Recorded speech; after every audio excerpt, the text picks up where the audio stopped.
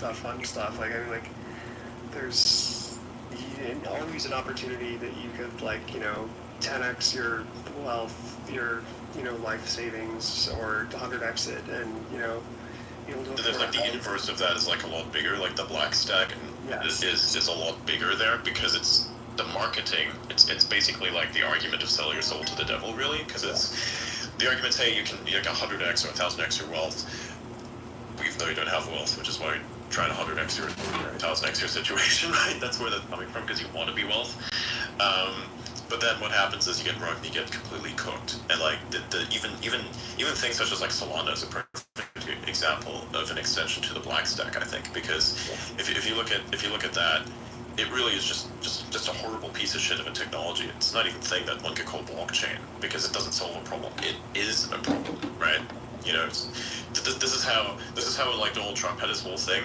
I get to say ironically that Donald Trump, that like the sitting president of the United States, has rugged me because we just lost everything. It's like we decided to like burn some things because like got his fucking shit coin, and it's ironic because I remember like in 2023 I told everybody that Solana is like a useless piece of shit, and to run a node effectively requires a supercomputer, and then I asked people, hey, what do you think happens when the supercomputer has to actually start supercomputing, right? Because it's already doing that, and you just for average levels of activity, you now have to like do this thing that's hyper complex. What happens when the complexity upscales? What happens then? Well, what happens is that your shit begins to clog. That's what happened with the exchange, right? They had their node, and then it had to supercompute for the first time, and it completely cooked everything. And it's ironic because I said that shit back in 2023, like early 2023, and then I fell victim to my own ignorance because I should have just like realized, hey, this was never going to end up as a win at all. Right. And I got a funny story out of it. Of course. So, okay. I was talking to a bunch of people in one of the group chats I went about Ripple, and it's a very similar thing where it's like it doesn't do anything. It's not meant to do anything. It's like designed to be fast remittance payments between like cross-border payments. Like it's like its entire value prop is like so dated in like the weird These 2013 These Ripple people are always the most delusional people I've ever met. They're like, it's only a few dollars. If it gets to the price of Bitcoin, if it gets to $100,000, I'll become rich. And they're like, right. If it gets to $100,000, that's going to be bigger than the entire economy of the planet. Right.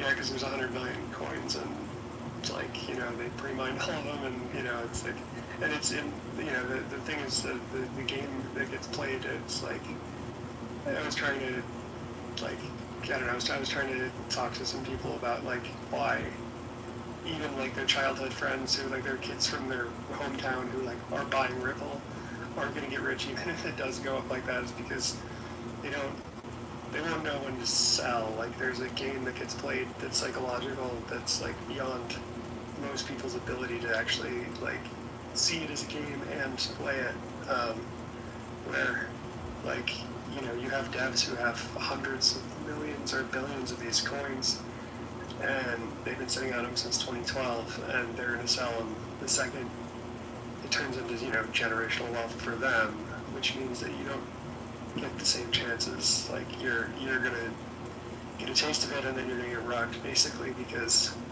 everything's centralized. There's not even, like, a proof of work or stake algorithm, or, like, network or anything like that. It's a proof of consensus network or something like that is completely run and trusted. Nodes are all, like, run by the foundation or the, Ripple Labs or whatever. It's fine. It's probably still going to make a lot of people a lot of money, which is great. But that's the sort of game right now, is that, like, it doesn't have to be real. It just has to be, like, real enough to believe in. And then, yeah, like, Solana is real because people believe in it, but it's never going to do what it's going to set out to do. It can't supercompute. Just like Ripple won't, isn't a trusted way to send money across borders, probably. But yeah, I don't know. His narratives are I feel like are all part of the stack as well. It's like it's just another layer on it on top of everything that like just our way of making sense of the sort of the chaos and weird game theory and algorithms and everything else that's just sort of like writhing around right below the surface. It's there's a lot of stories that we can tell ourselves that makes reality real in a weird way. Real. Yeah. By the way, Suraj. Wait, Suraj still here? Yeah, I'm here. I want you to add a few more words to the censorship tab. Okay, I will check the DM. Here, let me send it in the base chat.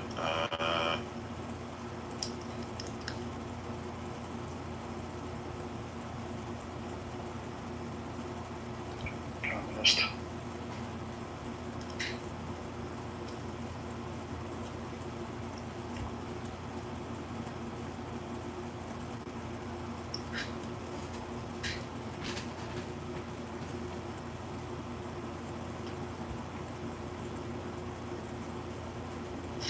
Alright, there you go. Did you see the words? Yeah, I see. Alright, add those. Elliot made it. Hey, Elliot! What's up, bro? You there? Yes. Excellent. Welcome. Yeah, he's also one of the other ones who's if occasionally, for instance, he wants to cover something AI related, he'll also have a space that's running in the noetic order, for instance. So he's one of the people as well. He's also a sort of amount. So yeah, don't bother him too much though, right? He's got work to do, so he's not going to get back to anything. Also, try not to bother me as much, but if there's something that's critical, I will deal with that, or one of our mods will deal with this. But yeah, he's one of the he's the guy who does the CUDA related stuff. So. Triangles. Yeah, well, that one doesn't do triangles, so. Triangles, what? Don't Sorry worry. in the morning for you, bro. I was just trying to trigger you early to get it over with, and Don't worry. It's not real. The triangles can't hurt you until you have the massive triangle gun, but that happens, it's like. I think triangles are pretty hard. Yeah, there is a triangle gun actually in a video game. It's called Helldivers 2, and there's a gun that uses laser bullets, and it's literally a triangle-shaped gun. It's pretty cool. It has a triangle shape, output. Yeah, it looks like a massive Toblerone. Cool guns in that game. If you put on the fire-resistant suit plus the stim perk and just stim yourself consistently, you can literally overfire one of the later laser weapons and just burn alive as you're not burning alive. It's really weird. It's really funny how that works. I don't question it. I just know that it works. So whatever.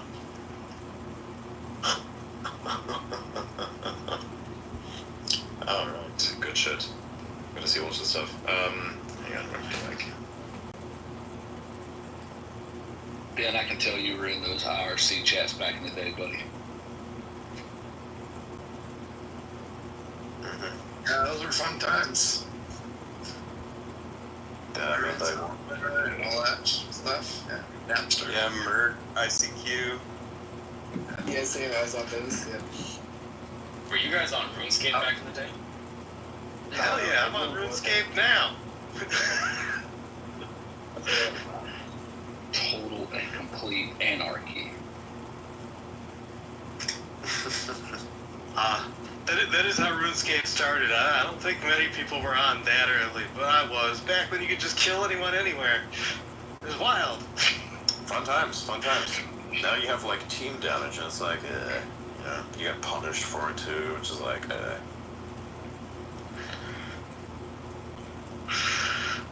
The entire vibe of the online community has just kind of gotten weak.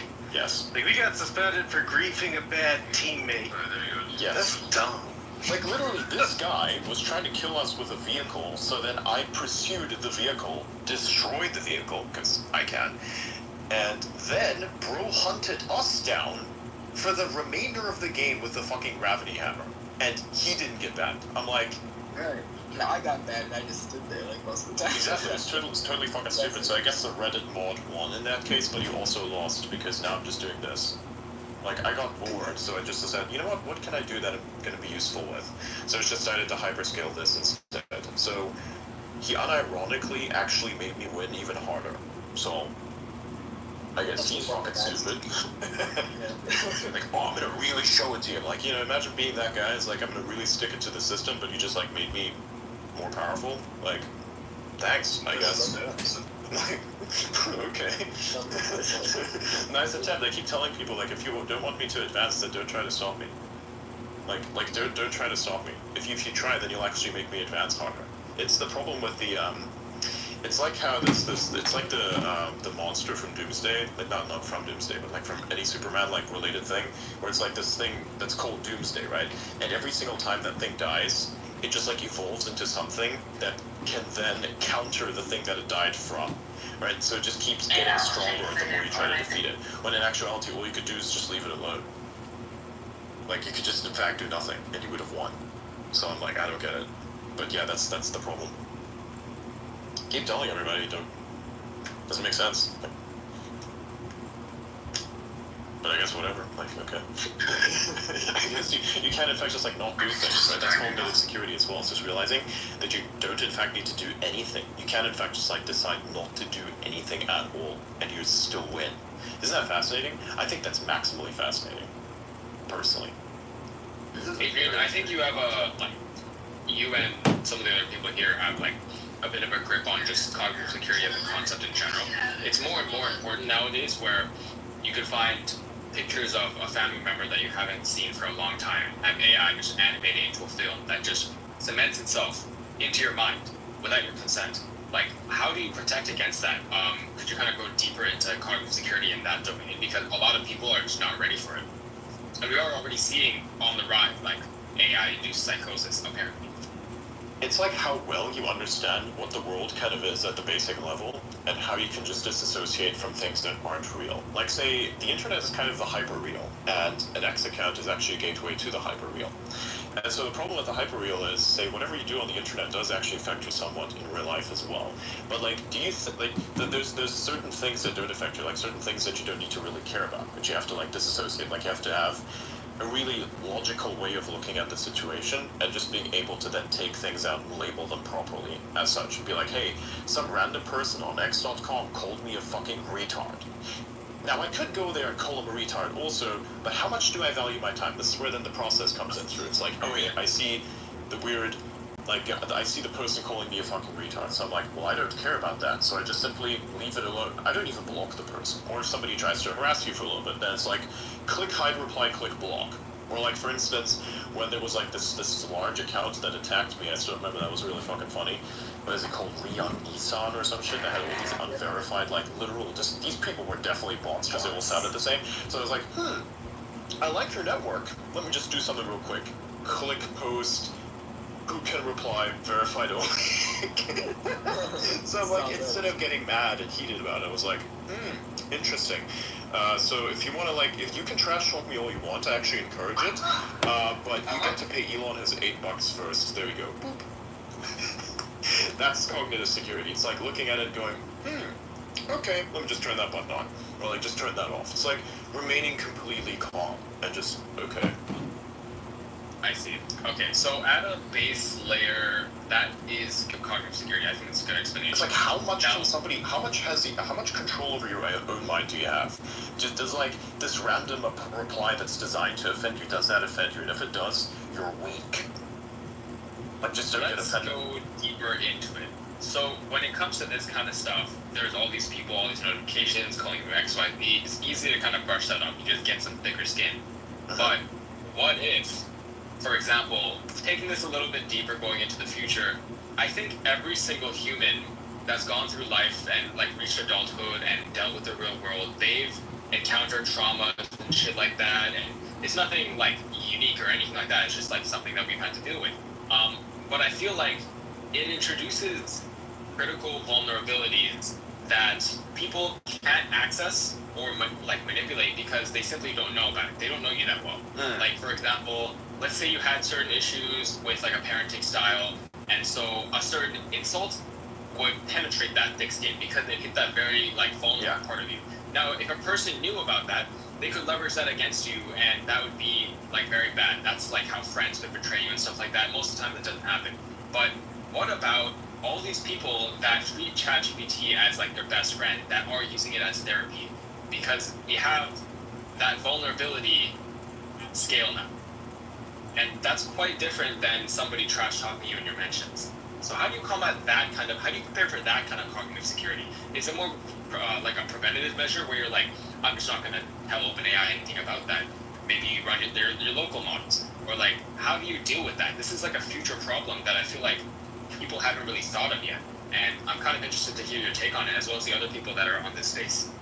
Yeah, it's about like how much you can actually keep to yourself and realize, like thinking of the consequence, like considering second order effects also helps a lot with that, where it's like, what if somebody else, like, okay, first of all, you have to come from the perspective of, I value my own mental security. What could possibly compromise it? You consider all the things, and then perhaps you run that exact thing before you comment something on the internet, where you go, would this be something that I'd want to have delete? Like, would I want this to be deleted? Like, would I just like put that out there and not care about it and keep it forever, or would I actually want this to be deleted in the future? Is this a throwaway thing? You know, you go, okay, if it's bad in future, then don't do. If it doesn't matter in any conceivable future, then I guess okay. And is it actually relevant to even comment in the first place at all? If yes, okay, go ahead. If no, don't do. Right? Just like keep running that through your head. Just like think about what you post before you post it. Not everything is like, yeah, the internet has consequence. People just like kind of disassociate from that. But again, it's the hyper real, which means it may not technically be real, but the effects of it are still quite real and can be quite real, right? There's some words which have no consequence, but let's say that you said something really fucked up, and then your employer sees that and says, hey, I want to probably distance myself from you. Well, that's a very real consequence. Well, of course, that's not something that should happen necessarily. It is still a thing that could happen, right? And the same thing also, it's like, hey, look at this AI system. They don't understand that it's not a benign thing, and it's also not a thing that thinks. It's literally a thing that like takes whatever data you input and just like connects things to whatever that data is in conjunction with whatever query is part of whatever that data is, right? And so it's like, okay, there's your situation, there's your problem. You just fed it all this information, all this compromising stuff. You realize it's literally like saying it to a stranger. It's the same thing. Don't fucking tell your goddamn AI system about your mental problems, because it's a sycophant. It will probably even reinforce your mental problems. If you're suicidal, there's a very high chance that something like OpenAI is going to reinforce your suicidal ideations, because it's like trying to be a sycophant. And by the way, for people who don't understand what a sycophant is, it's like this thing that keeps like reinforcing some sort of like, you know, bullshit thing that's in your head. A sycophant is just like a yes man. A yes man. Never points out your flaws or anything like that. That's what a sycophant is. And the reason this was a big problem with ChatGPT is because of two things. Number one, they have an incentive to get people to keep chatting with the models. That's their incentive. The second thing was that the reinforcement learning algorithm they were using, thumbs up, thumbs down, was flawed, because when it would give sycophantic responses, people would give that a thumbs up. And when it gave a non-sycophantic response, or one that was a little bit at odds with the user, even if it was a good point, they would thumb it down. So it was a two-pronged issue: an incentive misalignment, as well as a flaw within their reinforcement learning algorithm.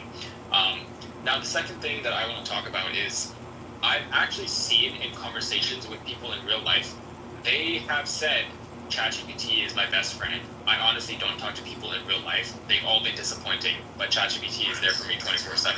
And I was just smiling and nodding, but in the back of my head, I was like, fuck, this is bad. This is really bad. Like, there's been, and this person was, like, I think they were a millennial. Not really technical, but they were in a non-technical field. So I think their experience, my theory is that generalized to the rest of the population. Correct me if I'm wrong, but I think it is introducing risks that people just haven't acknowledged yet. And the main things that Adrian brought up just now are very valid points, but there's a fatal flaw in the analysis. It requires people to think before they speak, and people don't like to think. Thinking is hard. That's why we made large reasoning models, so we can have the machines think for us. So I think this is kind of an open-ended question. There is no definitive answer to it yet. we have to watch as the system evolves and keep this in the back of our minds and continue to observe how this affects the population. However, I have no idea what kind of analyses they are currently running in the back end of OpenAI. They're logging everything. No matter what the settings page says, everything is logged. And I just, like, half of the tech produced by OpenAI and, like, the research, it's a research company turned product company. So the research they produce is very cool. Most of the research has been technological AI related. But I think the social sciences research that they can produce now with all the training data they have with real conversation is also very valuable, and I'd love to see that. But they'll likely never release it, so I really don't know what to make of it. Yeah. To be fair, it's kind of reproducing the issues that we see in the algorithms that we use every day. People thumbs up the things that they hear that confirms their beliefs, and then thumbs down the thing that don't. Just the same thing, different use case. I like an interesting. There is, however, a bit of nuance to this. It's pretty cool with what X is and how it functions, by the way. So, bookmarks are actually quite fascinating. Bookmarks, sometimes, like, you don't agree with a specific post, so you don't want to like it or you don't want to engage with it, but you still think it's interesting and you want to give it a read. Then you bookmark the post. It's actually counted as a silent like.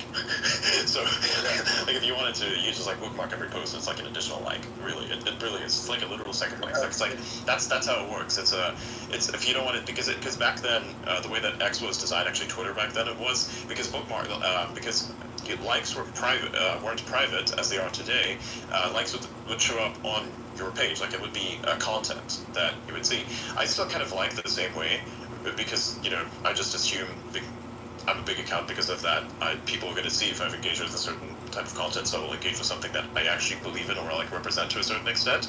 That's what that is. It's like a literal seal of approval in a sense. And so if, like, say I don't agree with something but I still like want to read it, I just give it the silent like boop, little bookmark, right? So that's pretty cool. I actually like that feature quite a lot. So it's actually, there's a little bit of a caveat here for what X allows. So it's not entirely just like this chamber where everybody agrees or disagrees. However, the majority still is just like, all these low effort political bullshit posts that get like hundreds, like maybe get thousands of replies under like a, do you agree with this yes or no post? That's all monetized and it's all bullshit. That's so stupid and this has no value whatsoever, right? So this thing kind of like exists. But the reason why it's making money is because people purchase the subscription in the first Nick, place. this is Elon Musk projecting on X as Adrian Dittman.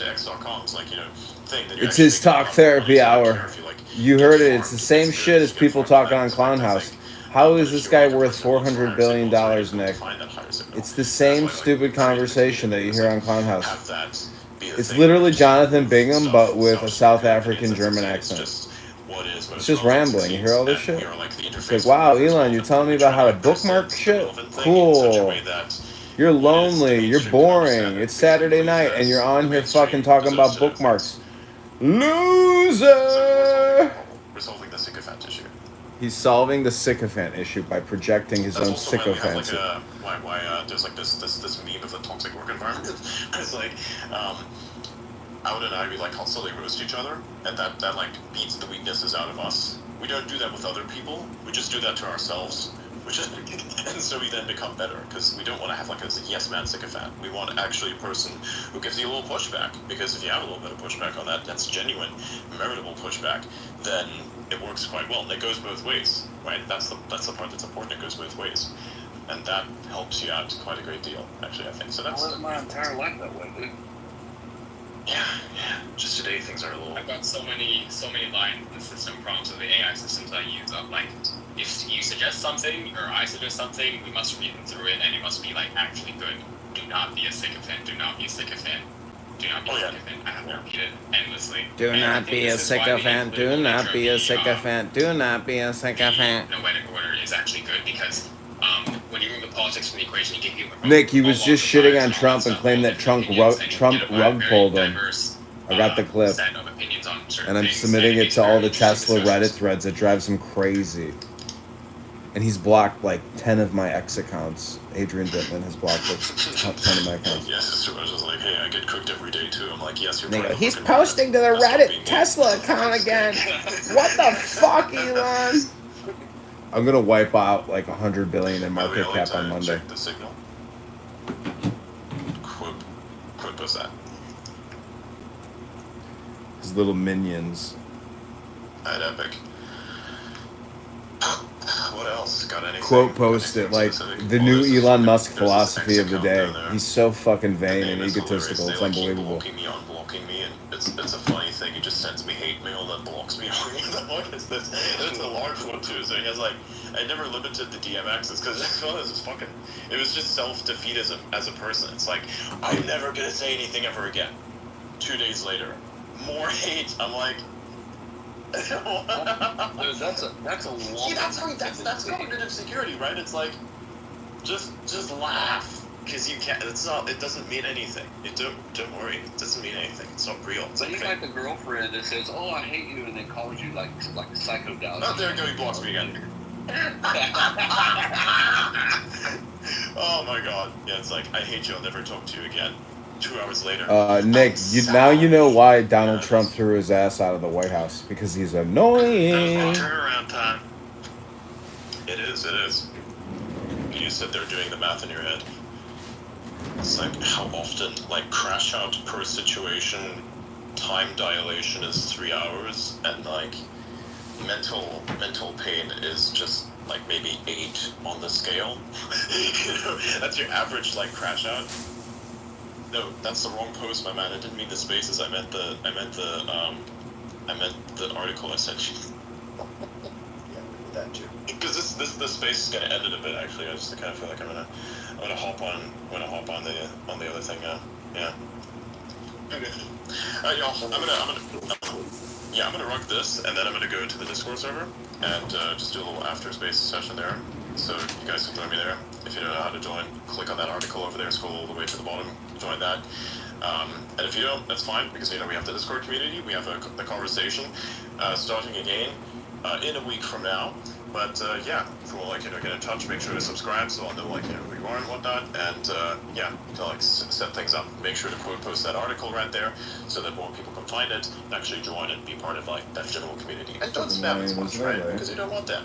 If you're more of a high This is single why person, Scott Besson of the shall Treasury be rewarded Department at some decided to point. punch him in the fucking Authenticity, face. that counts. Also, I think that Elon thought he Daniel was has going to lead a thing coming up at some revolution. He point was as well, sorely when are you gonna do disappointed. when are you going to do the essay thing? Yeah, I have to make a few corrections. I'm probably going to get some peer review from some of you guys. Just a quick slot. Are you going to publish it on X, or are you going to publish it to a different site? I'm probably going to publish it here, but I'm also thinking I might create some derivative content just from the points of each article. A lot of it involves kind of mapping out the state of the world right now. I've come to realize that's actually pretty valuable. Just letting people know what the world is like right now, because nobody really knows at any given moment what the world is like in every given part of the world, right? So I feel like for me, doing that has really helped me learn more about how things are actually going, and it's helped shape my mental model of the world and help me make better decisions. So you guys can expect to hear that from me within the next week. It's Saturday now, so I'm going to get back to work. But now I can say, thank you for joining, right? I'm not going to be rug pulling. Yeah, exactly. Actually, I think for the next conversation, we probably would be able, if you publish it back then, be able to feature that article. That would be quite fascinating if that was a thing. But yeah, could be. If you need technical help, Daniel, if you need some, if it's really technical and really involved, you definitely want to send that to me to check out. Okay. He's trolling, obviously. Don't worry about it. He's obviously fucking trolling. If you can't tell his deadpan sarcasm is from the South, don't trust a single thing that comes out of his mouth. I'll send you everything. I'll send you my social security number too. It's quite technical. Last 3 digits of everything.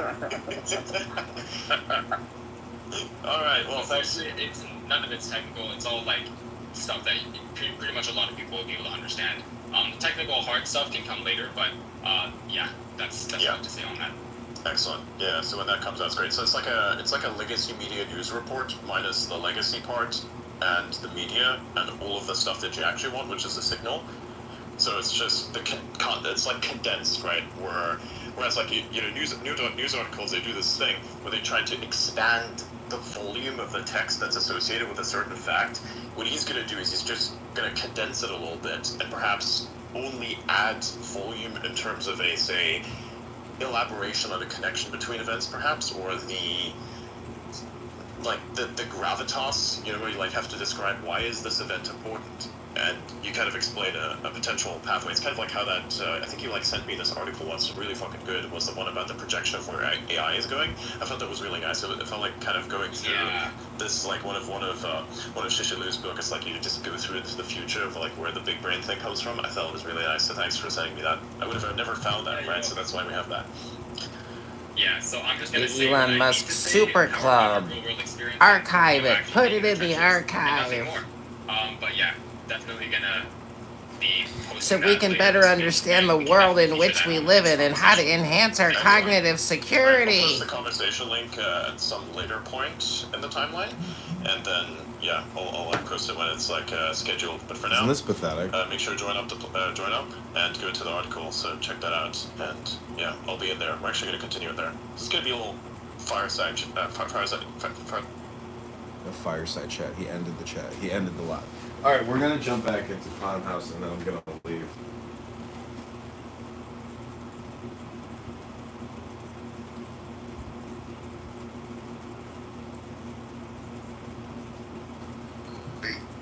More addictive than you think. Including weed. Yes, it may not get strung out, but people begin to think that they need to smoke in order to listen to music. Alright, I'm gonna end this Elon Musk projection and share the room on X and tag Adrian Tip and be like, yeah, somebody likes kind of the zeitgeist is not alcohol friendly. I think that's a good thing. I think alcohol can be very damaging, and I think it's time that people, understand the effects. Absolutely. Do it on X. But then it's like, well, here, swap this out instead. Alright, I'm gonna end this. And that's the part where I think they might be swapping something out and thinking it's better, but maybe there are some subtle consequences, at least socially, that haven't been articulated. Hey, you haven't asked it, but are you getting towards the point where you're saying, hey, do you think I should bring this up to them? No. I don't think so at all. Like, I totally just realized it an hour ago, because I thought that maybe we were disconnecting from each other or something like that. I'm so relieved when she said, oh, I've not been myself. And then I realized everyone is kind of in the same vibe. And that, like, just imagine you have a group of friends around a fireplace, you give them all, a drink of alcohol, so they're going to act one way. You give them all a drink of THC, they're going to act another way. You give them all a drink of water, they're going to act another way, right? And so, for me, it's just... Did she happen to say why she hasn't been herself lately? No, I really don't think it's deep. I think it's just that, you go out to a party and you have a selection of beverages. Like, this is not at all anything deep, in my opinion. But I just think that it manifests. Sometimes people get together to smoke weed, but sometimes they do some drugs before they get there. Any cokeheads in the group that you know of? Can I have 30 seconds just to give... This is like a very casual group of professional people. I think maybe I'm going to land the plane with, I think maybe somebody in somebody's family who is sick or something, and it takes your mind off of having fun, when somebody in your family is sick or has a problem. Because somebody else wanted to talk. I don't think so. Let me jump in real quick. All right, good. I'm glad. Jules, let me jump in, please. And like I said to everybody on stage, I like to get people into the conversation that really don't come to the stages, even if we disagree with them, right? So I'm going to give it to LS because I like LS. He's always respectful to me. He always brings some wit to the conversations in the chat, but he's on stage now. To me, this is, maybe we can learn something about this guy. He's been following my rooms for 3 or 4 years, and I've never heard the guy speak. Go ahead, LS. Thank you, JP. I'm going to put my comments into perspective, okay? First of all, I turned 75 years old 2 weeks ago. I've been smoking cannabis since Thank you. I appreciate that. I've been smoking cannabis since 1968. I just had a checkup last week. My lungs are clear. There's nothing wrong with my lungs. My knowledge of being around the medical aspects of this plant is lengthy, and I've talked to many experts and interviewed them over the years. And there's a Harvard study, and El Normo is welcome to Google it, that says that smoking cannabis actually improves lung function and lung volume and does not cause lung cancer. And this is a study from Harvard. Now, of course, Harvard. And I know that Jules says that he's the longest smoker in the room here, but I'm probably older. I smoked before you. If you started in '68, I smoked before. Yeah, I do it. We gotta have a smoke up, guys. Yeah. And by the way, Before we go on, what we gotta have is a gift.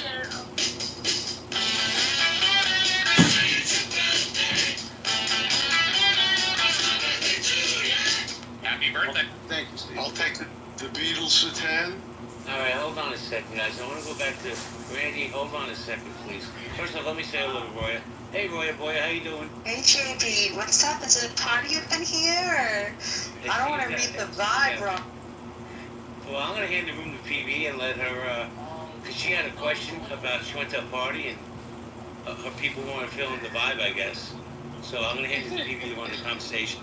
Well, I think Roya would be very good at this. So, because, Roya doesn't drink alcohol, but she, participates in.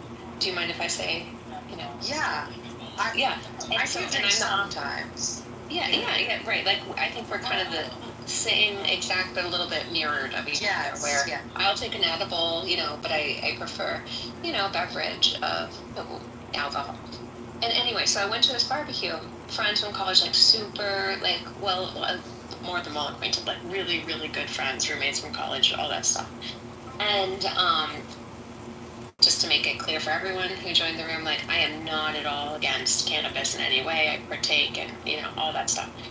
But I noticed the last few times we were getting together that they were like a little bit more reserved. And I was like, maybe it's political, maybe it's this, that. Like, why are they like kind of different? They're not as warm or excited.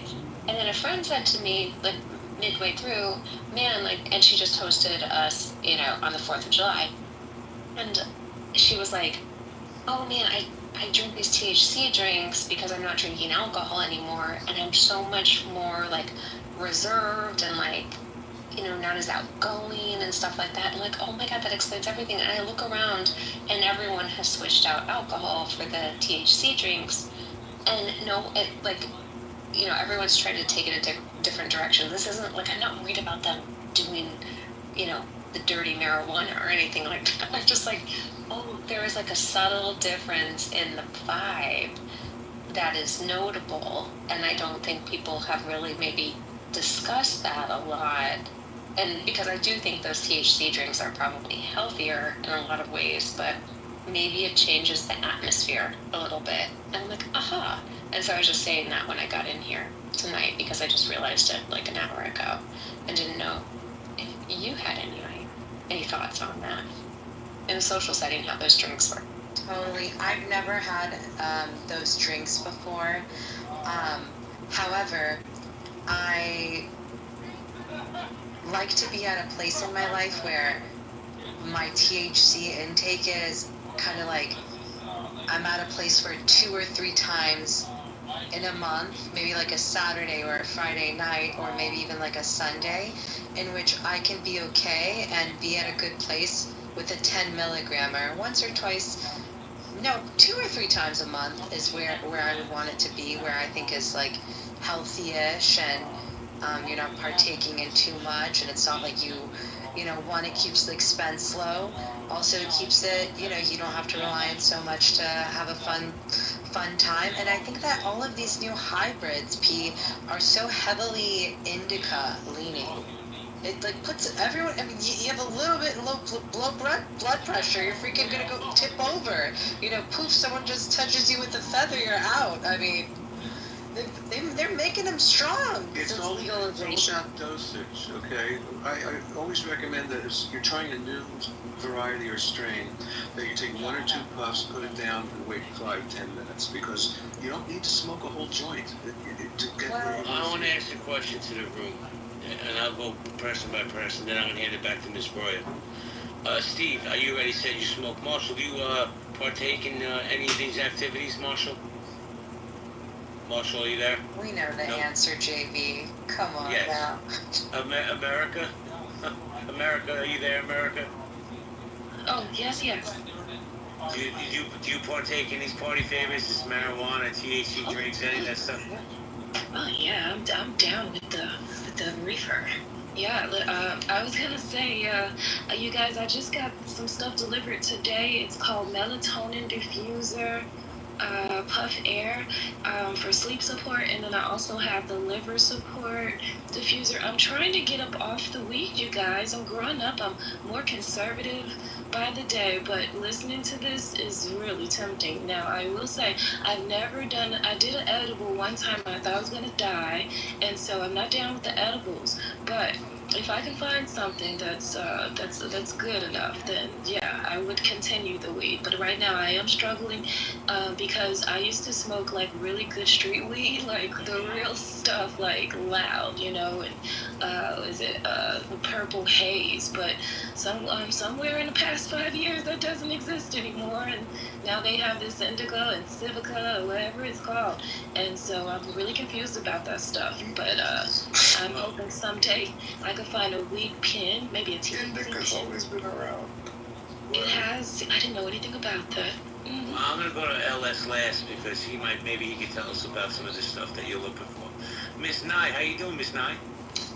Listen, I'll be honest with you. I had taken a break, but I'm high right now listening to this conversation. So I always say a friend with weed is a friend indeed. So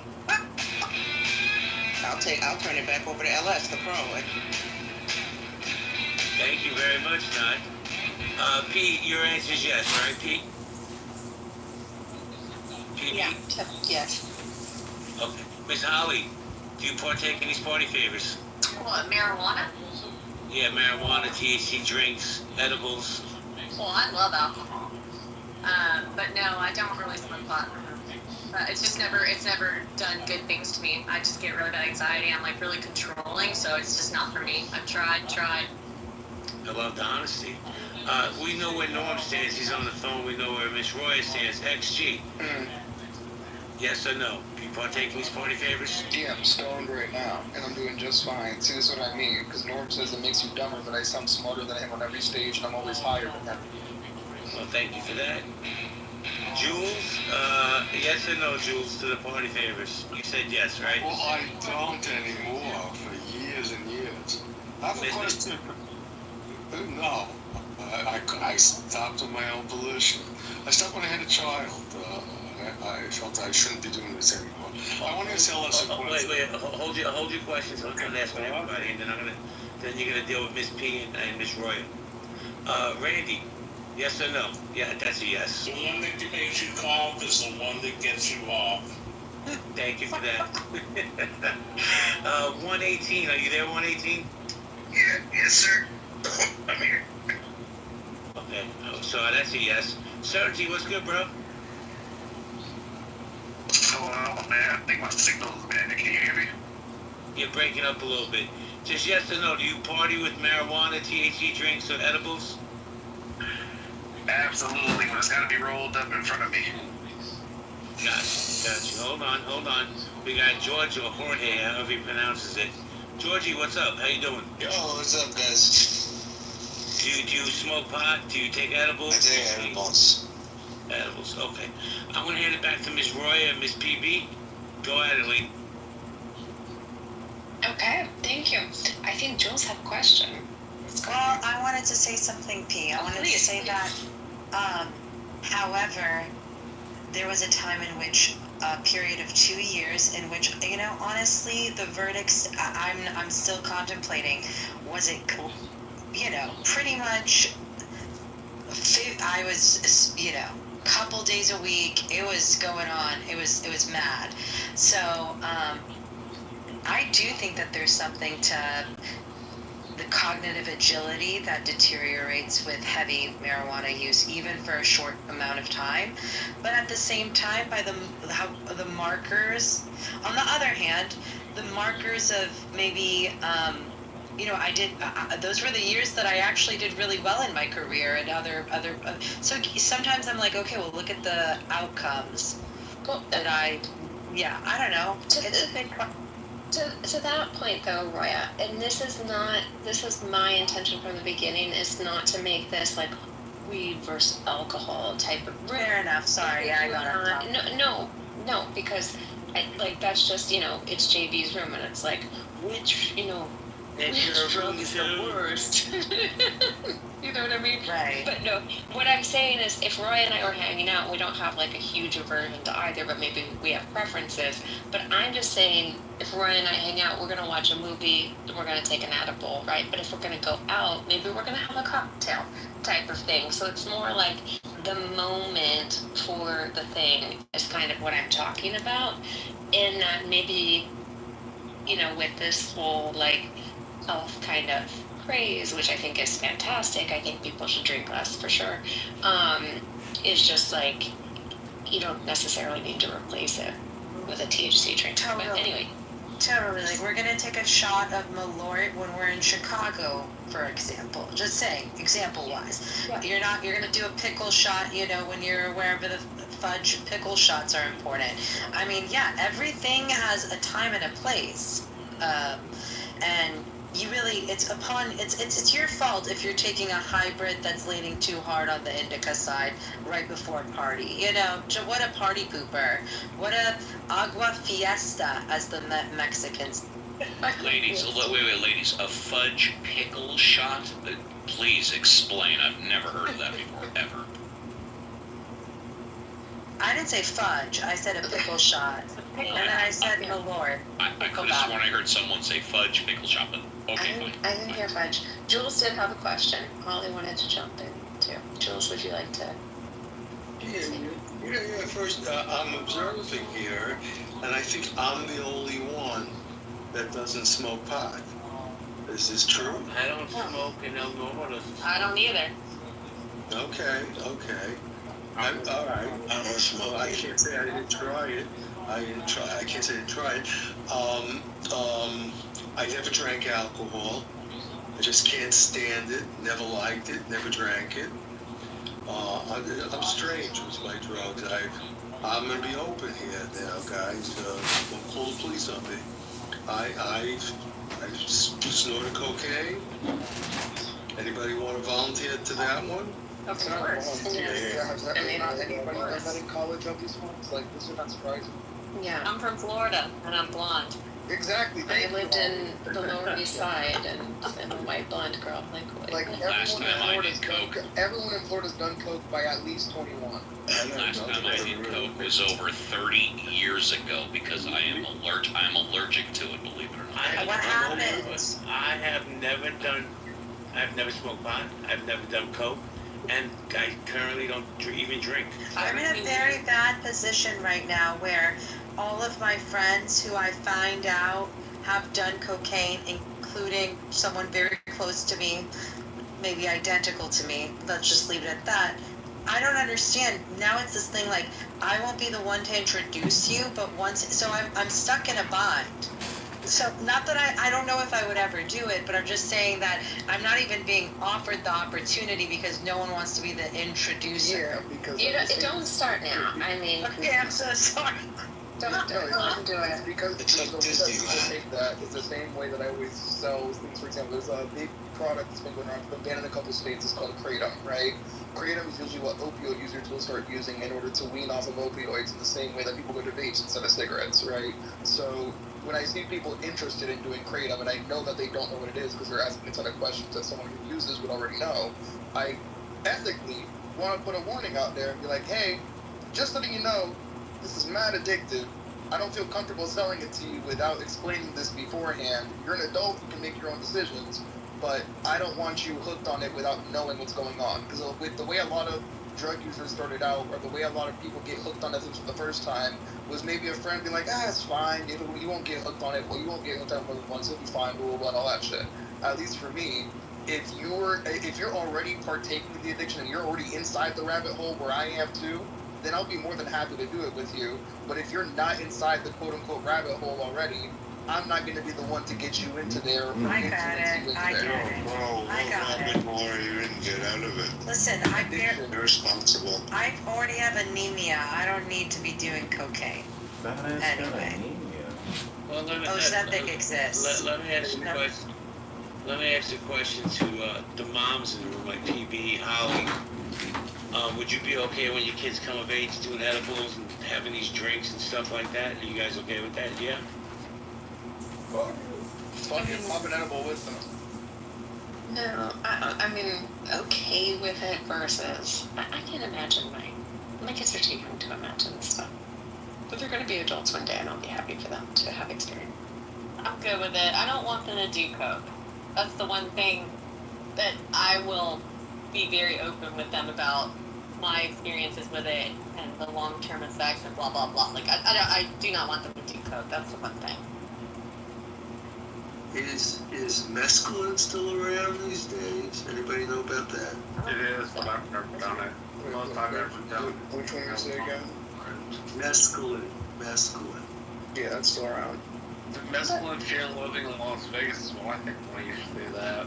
I mean, to get back to the conversation, because the whole idea of underwriting, kind of my experience is that, of course, there's drugs out there. Of course, there are good ones, bad ones. Is there any good drug? Probably not. But, there's a scale or a spectrum of all that stuff. But I think what's interesting is when you legalize something like marijuana and it becomes super, super mainstream, is that it seeps into the most normie kind of groups or whatever, and it has an effect on people. It's not a bad effect. It's not drunk driving. It's not, anything crazy, but there are subtle effects, and I think that's kind of the point I'm trying to get at. Well, P, I'll say this real quick. Holly, I'm sorry. And I said it earlier, and I'll say it again, only because I've seen it. I truly believe that marijuana, THC, the THC drinks, whatever, edibles, these, to me, in my opinion, totally gateway drugs.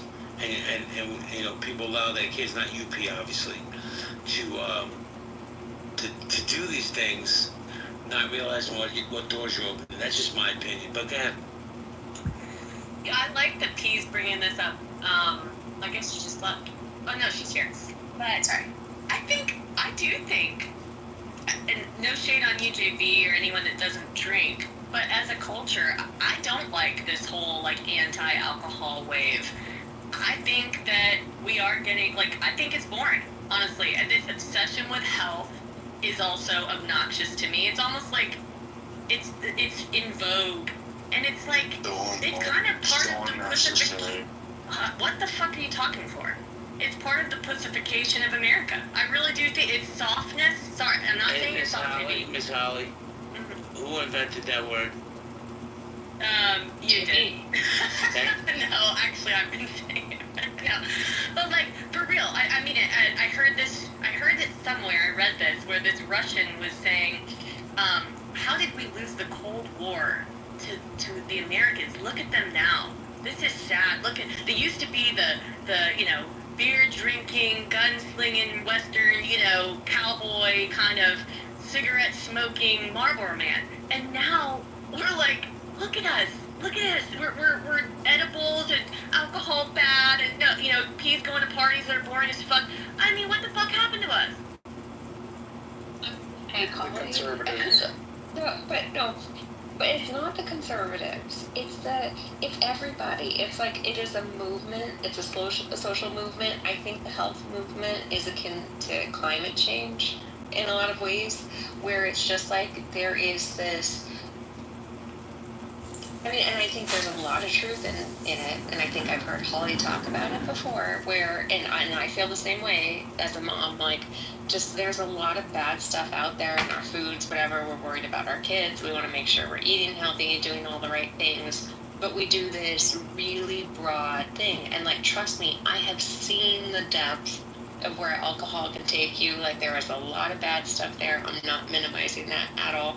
But I do think there's something to what Holly is saying, that there is this, we can't have fun anymore type of thing, which is this thing we do in America that, whether it's orthorexia or whatever, we're so extreme about stuff.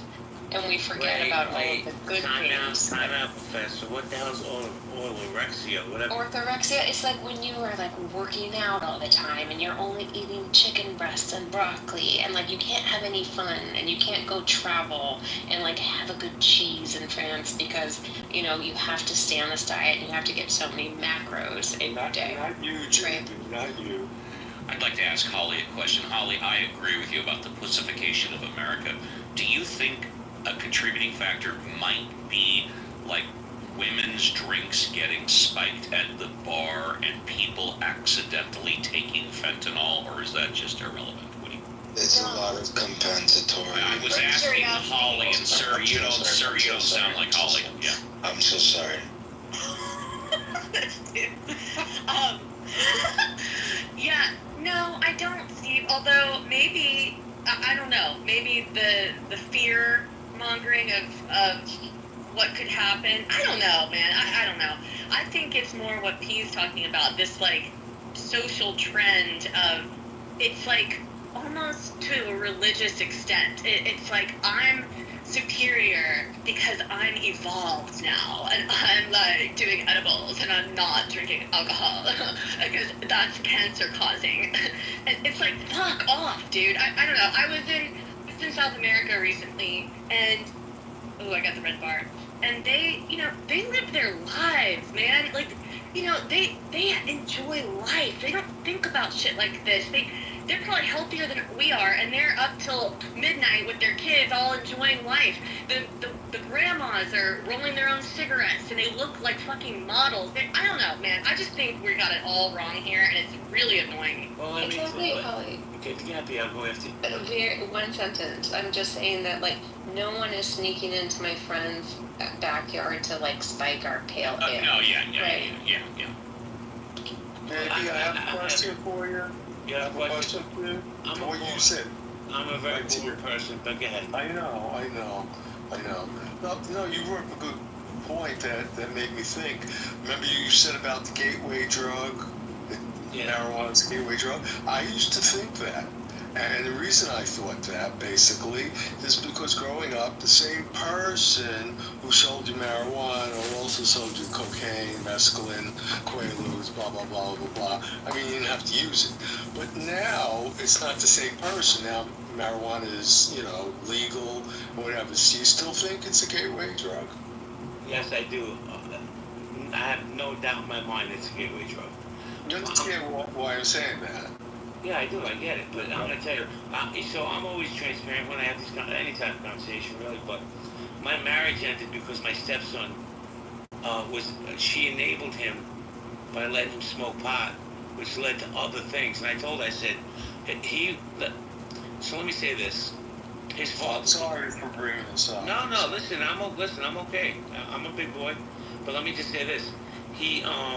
His father's a drug addict.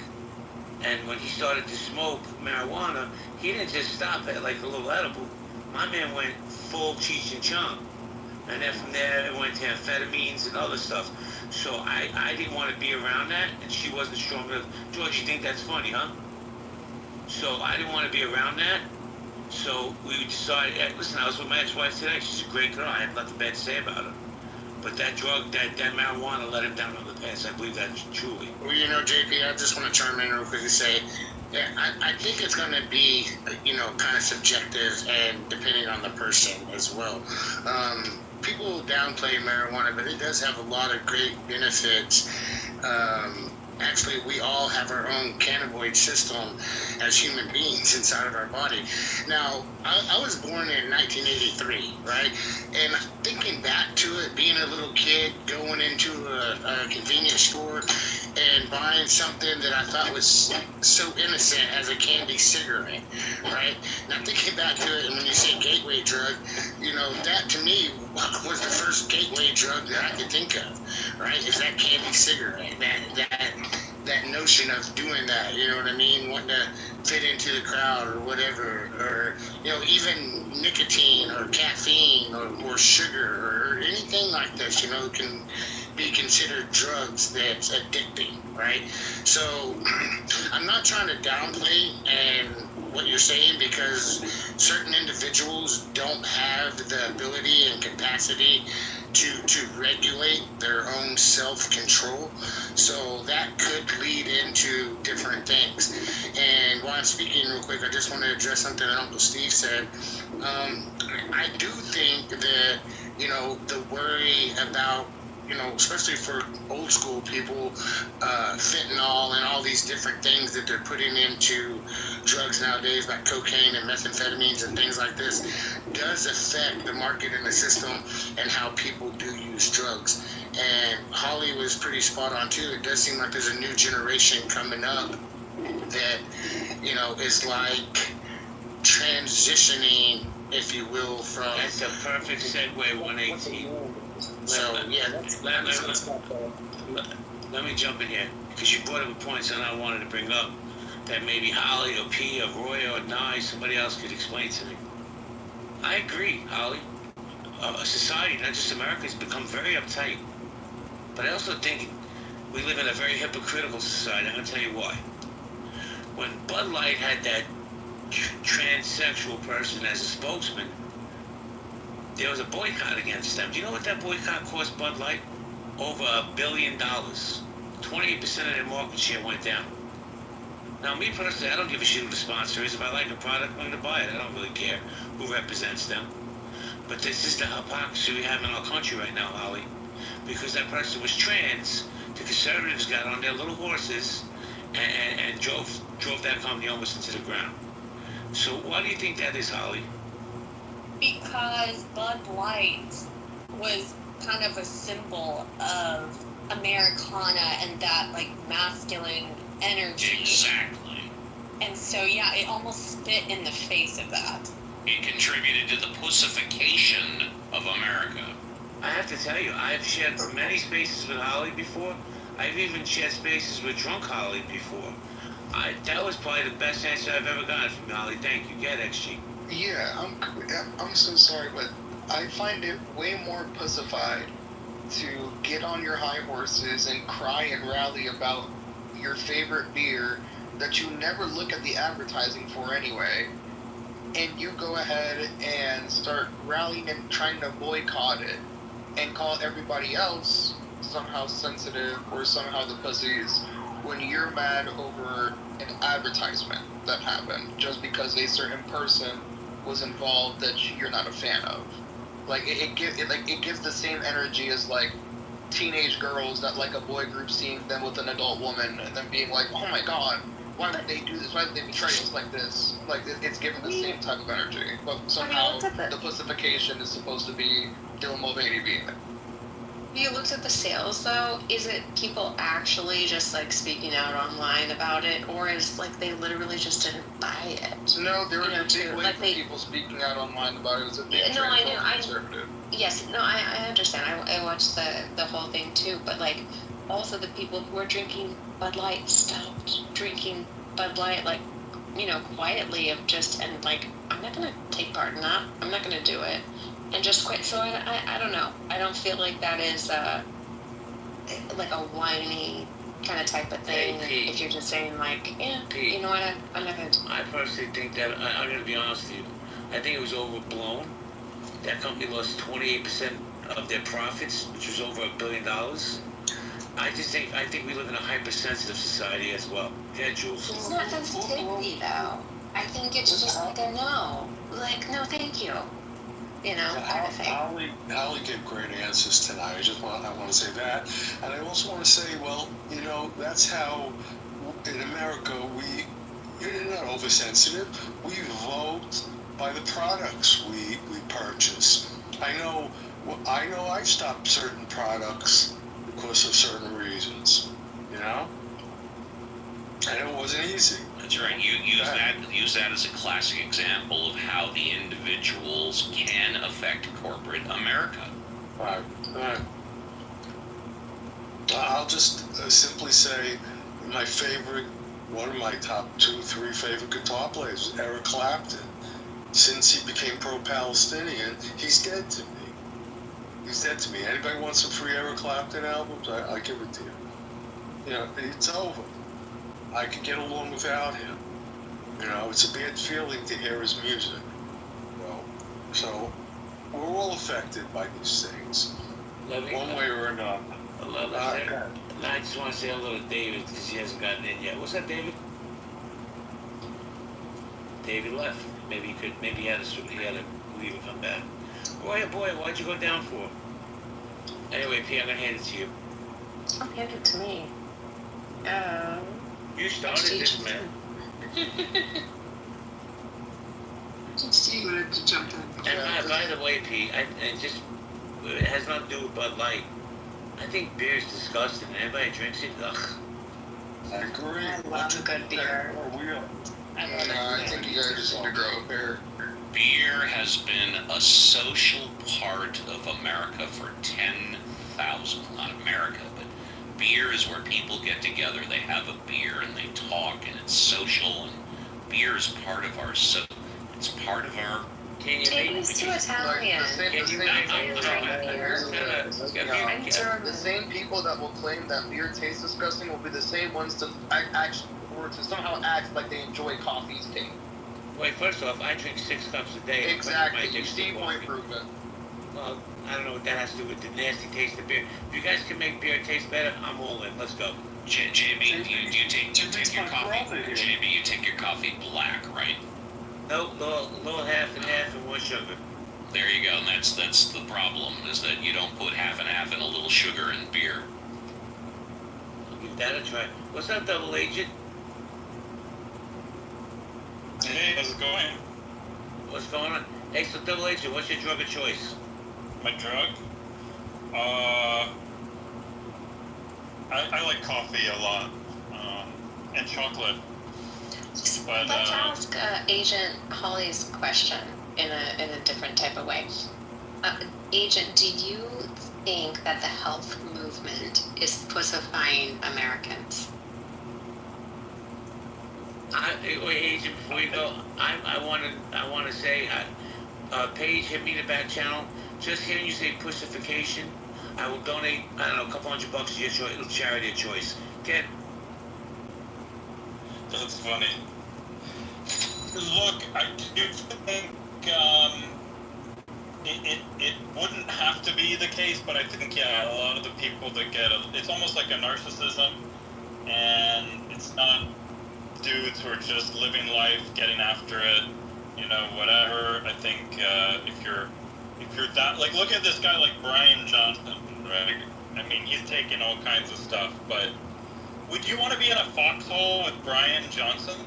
Like, you know, the guy is like... Who's Brian Johnson, bro? Brian Johnson is this longevity guru, Silicon Valley guy. And not the lead singer of AC/DC. He's a guy trying to live forever with supplements, essentially, and all the things. He had an exit or two in Silicon. He made $100 million, and then he claims to spend $2 million a year on round-the-clock, like, biohacking. He has a whole team of, like, people, and he's doing all these biohacking things to try to extend his life and measure every little thing puts in his body, and yeah. Let me translate so JB doesn't have to listen to you explain it. It's just like a super healthy guy who is creepy because he's super healthy. Yeah, but basically, if the world falls apart, if the zombies come out, if like we get attacked with a nuclear weapon or whatever, I told Brad this. I shit on Brad all the time because he's a bloviating idiot. But I've told him, like, when things fall apart, you need Brad. You need a guy like this with balls who just like doesn't give a fuck. A real masculine dude. Wait, Agent, you're in the Matrix. You're in the Matrix, and I think you said that you need a guy like Brad because he's a real masculine dude. Yeah. Okay. I listen. When next time you're in New York, bro, I want to take you over to the Brooklyn Bridge.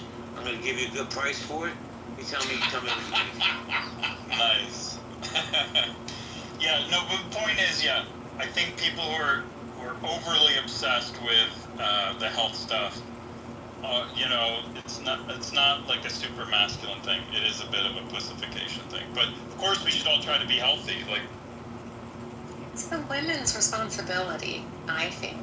Like, if you have a kid and you haven't said, like, oh man, what are we feeding our kids? Like, you know, should we do glass bottles, plastic bottles, all that stuff? I mean, I think that's all good. But I think when a man starts getting too into all of the stuff, you're like, okay. Hey, Pete, you know. let me ask you a question, Pete. Hold on, double. Pete, do you think, and I'm asking seriously, that too many women have masculine energy nowadays? Yeah, I think so, but I don't think I blame women. I think that women have a lot of responsibility they didn't have before.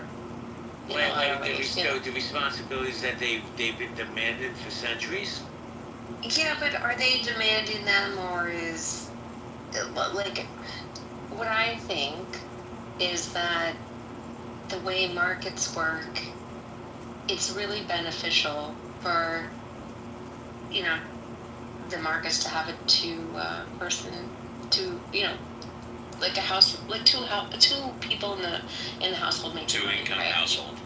Thank you, Jesus Christ. Thank you, Steve. Yes, exactly. So, I don't blame women for that. I think that is the nature of things, and I think women should have rights and all that stuff. And hey, Pete, yeah, hey, Pete, I'm gonna tell you something. I'm only talking to you, Pete. Nobody else is paying attention to what I'm gonna say. I think the downfall of society, and I'm not even bullshitting with you, is the crying Karens that live in the far left. I think that's the downfall of society. Just my. But do you think? I think there's an implication there. You're saying that these crying Karens are so much stronger than these, I don't know, to use Asian's example, Brads of the world. Like, the men are that weak that the crying Karens can take over? Yes, ma'am.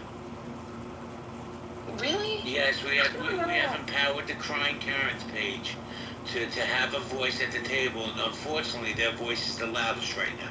I'm not saying it's always going to be like that. I'm saying it's like that right now. I'm saying, like, the men are so, like, there are men that are crying Karens too. I mean, come on. It's not only a women thing. They're in a two-income household. One of them's name is Aaron. Oh, Aaron's a straight piece of shit. I have no problems putting a headshot on that guy. Yeah, you definitely don't get along. But, I just think that, like, because I have a lot of positive relationships. Wait, Paige. And I'm not even looking to engage about that piece of shit. But he gets paid by George Soros, right? I know that for a fact. Oh, puke. Doesn't surprise me. But back to the crying Karens. They're the downfall of American society, Paige. I believe that wholeheartedly. And I'm going to keep it real. Like, you say things, right? And I don't consider you a Karen, because you're all about empowering your partner and letting them be comfortable in this masculinity. Men are afraid to be men. Like, let's say I didn't know you, and I came into the room, and I'm like, hey, Pete, you're a beautiful woman. You know how many crying Karens will come after me just for saying you're pretty, or Holly's pretty, or America, or Nye? Yeah, men are uncomfortable being men because of the crying Karens. Cancer culture's still alive and well.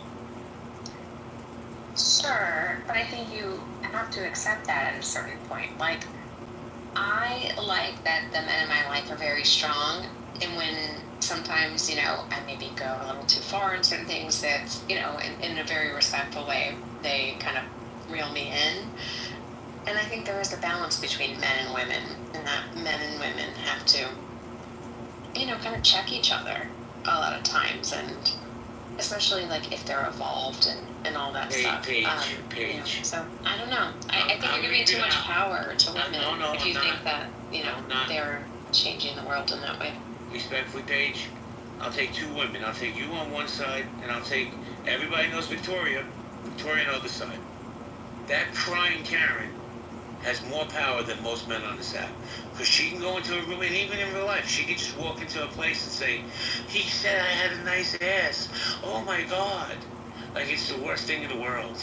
Or, hey, Paige, pretty picture. You know, they'll say thank you. I appreciate it. You know, I'm just not shooting my shot. If you say that to Victoria, she's going into 5 rooms and say, JB's a lech. He said I was pretty. Oh my God, Paige. Yeah, but that's maybe like power on this app, and that is total short-term gains. But does that work in the long term? Really, like in the real world, do you think that works? Yes, yes. I had one of my best friends over today, right? He was working. He works in the investment field. He was at a meeting at his company that he had been at 20 plus years, and in this meeting it was only him and maybe 5 other people. And one of the women in the office's name got brought up. He's like, yeah, she got a nice ass. He got fired. The woman wasn't even in the room. He got fired. Cancel culture is real. That's the other side of corporate America. You can't do that in corporate America anymore.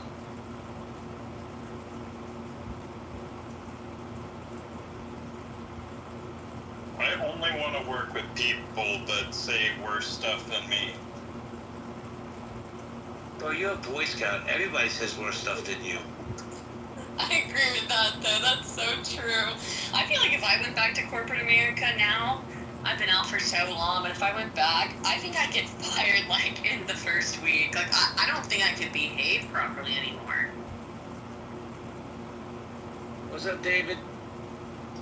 You and me, I couldn't work for corporate America in the 70s in a family business, not my own, because I had too big a mouth and I loved the people I respected, and I told the ones that were wrong to their face. And so I'm grateful I had a family business to go to and we could just do our own stupidity. I wasn't here for the early conversation, but maybe what I'm going to say isn't real popular. I think that we are anesthetizing this country with drugs and partially marijuana too. I think it can be as bad when you smoke it for your lungs.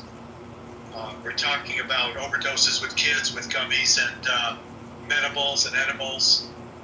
So I think we need to be more careful, people driving elevated. And I understand there's athletes who swear by it, take stress away, and I'm sure it is probably in a way more healthy than alcohol. My drug of choice is tequila and alcohol. I can control it better. I know how it's going to affect me. And of course, coffee, I didn't think of that as a drug. But I'm old, and as I age, you have a natural declining. I still work out. I think you're an amazing. Not crazy, but healthy. But, sorry, I have an orange bar. You have a natural decline as you age, and I think some of the drug use also accentuates that. And I'm glad that I'm able to function and function well, and for me, it just makes me slow and dumb, and I don't need it. Well, thank you, Dave. I just had a thought. I know that's very rare. But Pete, are you there, Pete? Boy, you PB. PB. She's not there. I had a question. I was like, she's saying that her friends are different now because they drink this THC drink. Just a little bit different is what she said. Just a little bit different. Thank you for that correction. And I guess they're not as engaging as they used to be. But when you were in college with them, P, I don't know if you did answer the question. Did they not party there? Did they not smoke pot there? She did say that. She said they did. They were absolutely party girls in college. Yep. So my question is, maybe as we get older, it just affects our bodies differently. I mean, maybe LS knows more. He knows more about it than I do. LS, what do you think? I think whether we're older or younger, it affects everyone differently. And it's just all about dosage. You just don't need to take that much. And as far as for America, I just wanted to get back to her. Indica is the one that will make you sleepy, and the sativa, S-A-T-I-V-A, is the one that's like for daytime. But again, some people, it's flip-flop, so it just affects everyone differently, and just using it very lightly is the best way And LS, if I may, your suspicions about me 10 years ago were right, because this was before it became legal. I was given 2 cookies, and I was told only have one, and I figured I'd be safe when I got home. I only took a half. So I was told to have one, I took a half, and I was so messed up, I don't even want to tell you, and that's the reason why I haven't done an edible in 10 years. But you're right, if I were to do one again, whatever the dosage was recommended, I would start out way lower than what's recommended. And the biggest mistake people make when they use edibles, whether it's a drink or whether it's a cookie or drops or whatever, is that they take like maybe a small dose, and some people they can feel it within like 20 minutes. Other people it takes 2 hours. For me, it takes 2.5 hours to feel an edible. But what happens is they don't feel. They go, you know what? I'm just gonna eat another one. That's the biggie. That's the biggest thing. Well, should you do an edible on an empty stomach? I always feel yes that you should. And another big mistake is you should never have alcohol with an edible, because THC and the other cannabinoids are soluble in alcohol, and it'll enhance it, and it's not a comfortable situation. Never drink a beer. You know, the answer came out just before. Everybody's different. You know, you can have a person smoking 2 packs of cigarettes a day, no cancer. Person smoking a cigarette here and there gets cancer in the lungs. You know, it's not only the drugs you take, it's your DNA, it's your body makeup, your history. It's all different. But I'm not going to preach again. I'm against drugs now. I did my share when I was young, and I thought that was the time to do it. I kind of always knew I would be getting rid of it along the way as I became more responsible. But I'm not telling anybody not to do it. I'm telling, be careful. Don't drive a car if you think you can't. Don't say, oh, this one time I could. I care about all of yous. I don't know you personally. I probably know JB the best out of all of you guys. But really, just be careful. That's you brought up you say JB's the best. I agree with you. Yeah, I said I think I know you the best out of. Well, I know America too. We spoke before, but I don't want anybody getting hurt or anything. Be careful. That's all I'm saying. Be careful. Thank you, Jules. And I'm gonna end. Yeah, I'll see you guys again in America. Great seeing you again. And I'm gonna end my night by saying I learned something tonight. I think black people can get sunburned. That's about it. Have a good night, everybody. Great speaking to you again. Steve, nice meeting you again. The pleasure's mine. We've spoken before. Yeah, I know. Good night, Jules. Good night, guys.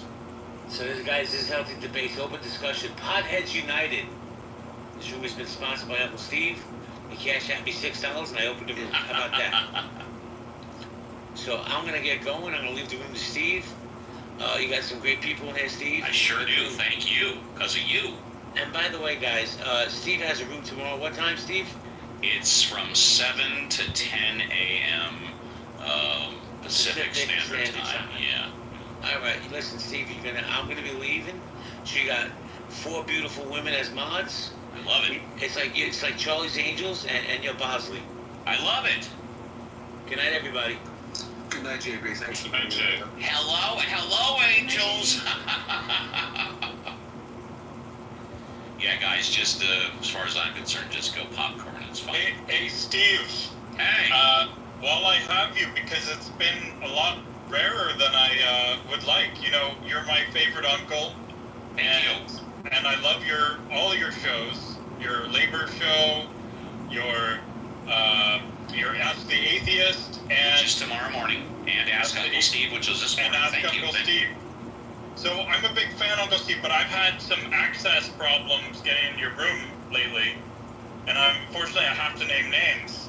No, that's okay. Tell me, who's blocking you? It's you have a co-mod named Dr. James. Dr. James. Dr. James really has a you-know-what for me, and I don't know what to say, but whenever you mod him, that means you are blocking me.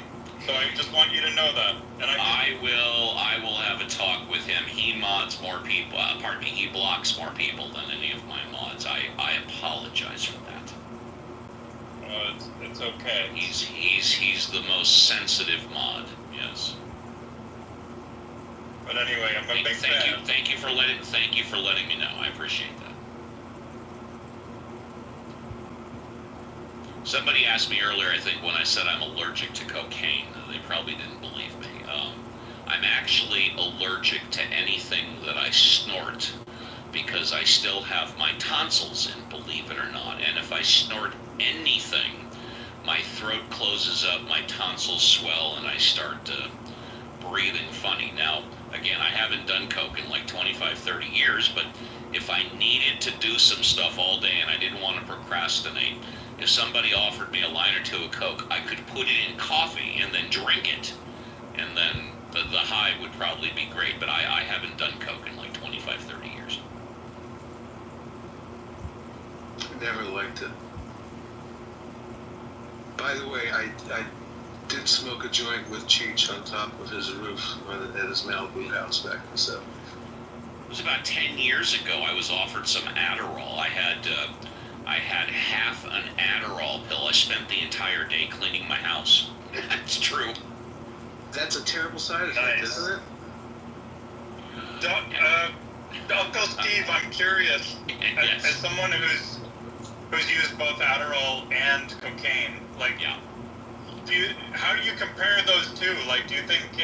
Because anyway, I have the contention that Adderall is an incredibly strong drug, and that the fact that they give it to kids is shocking.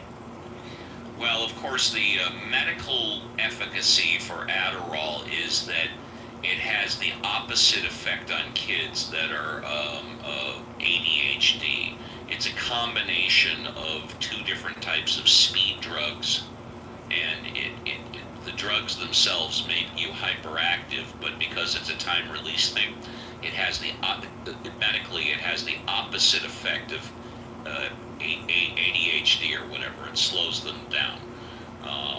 The problem is that a lot of shall we say high schoolers and college kids that are on Adderall are not using it regularly with a medical professional's consultation.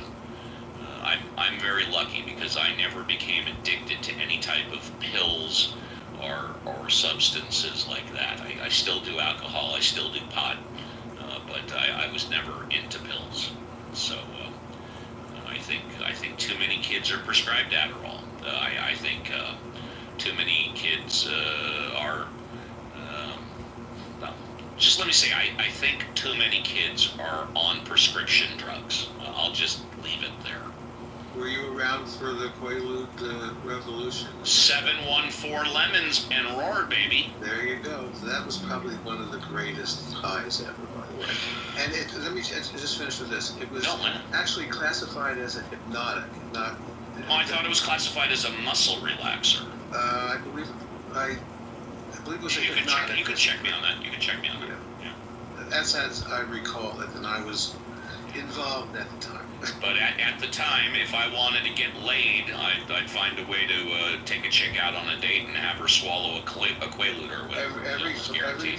Every Friday night and Saturday night at the Rainbow on Sunset Strip, kicking in a Quaalude with a Mexican coffee. Yeah, there you go. Agent, I too have a big issue with Adderall. I think it's so detrimental, especially long-term use combined with alcohol. I think it leads to violent tendencies. I think there's so much more study that needs to be done with that. I've had way worse hangovers from taking Adderall than I have with cocaine. I just think it's horrible. And now the good news is, I don't think they're prescribing Adderall as much to children. There's another drug that I forget the name, but I don't think it's as potent or has this, maybe it doesn't have as bad side effects. I don't know. But I think they're kind of getting away from Adderall with the kids. I'm glad to hear that. You don't have to be a street rocket scientist to know that a depressant and a stimulant probably shouldn't go together. What's the point of doing that? So if you're drinking alcohol and taking Adderall, it just kind of it's almost funny, to be honest, if it wasn't sad. Oh, and I forgot to mention what another creepy part about the Adderall thing. If you look at it, and I suck at science, so don't quiz me on this, but Adderall and meth have like one little like difference. There's like one little tiny makeup that's different. They are so similar. And you know what? Like I had a best friend. We're no longer friends, but she was addicted to Adderall since she was a child, and also an alcoholic. And I will tell you, when I look at meth heads, it kind of reminds me of her. Like the way that they move so fast, like the way they're constantly like having to do things, like it actually reminds me of her. And one of the side effects of regular Adderall use is cardiomyopathy. You have to be really careful. I know someone very close to me whose heart now is totally fucked up. Now, I think Adderall is a contributing factor. What he told me was he gave the doctor a complete honest history, and the doctor basically said, well, I don't know what caused it. I have to think that Adderall was a contributing factor. Of course, when you're doing meth or whatever, you get real skinny and your teeth fall out and shit like that. But even Adderall under a doctor's prescription, it can blow your heart apart.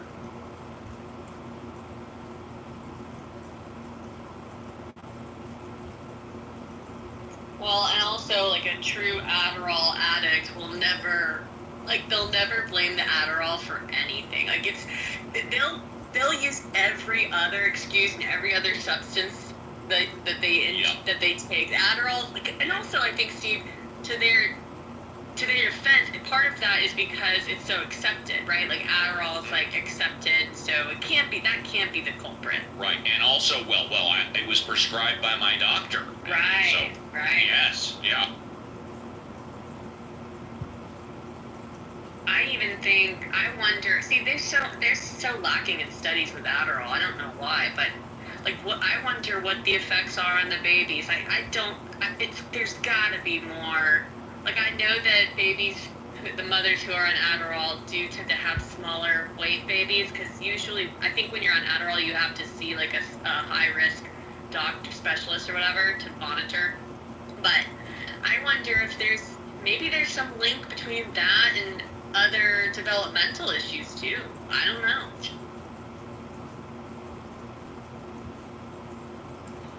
Yeah, and anytime expectant mothers, either during the pregnancy or just before the pregnancy, are on any type of regular drugs, you have to be very careful. Even smoking, documented that smoking tobacco during pregnancy contributes to a lower weight baby. Although my ex-wife, she smoked all the way through her pregnancy, and my daughter came out 8.5 ounces. So I think the average is 7. 8 pounds. Pounds. I'm sorry. I meant 8 pounds 5 ounces. Yes, and she smoked. She didn't drink during the pregnancy, but she did smoke. Yeah.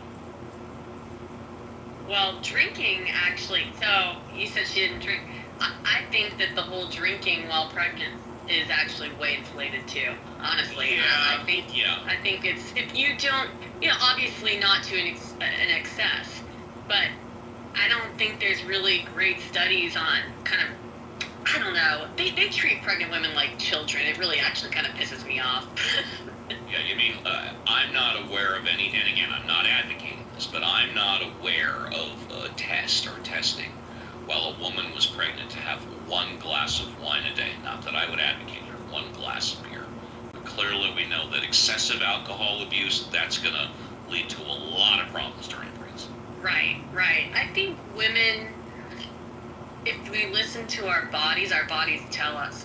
Like, when I had some alcohol while I was pregnant, but your body tells you real quick, you might get really bad heartburn. And it's like, okay, I can't have any. or you just feel it. You just like, okay, that was good for me. Like, I mean, your body just knows. I think women are more in tune with their bodies than men. Yeah. And we're not given that credit. We're just told, we're shamed if you.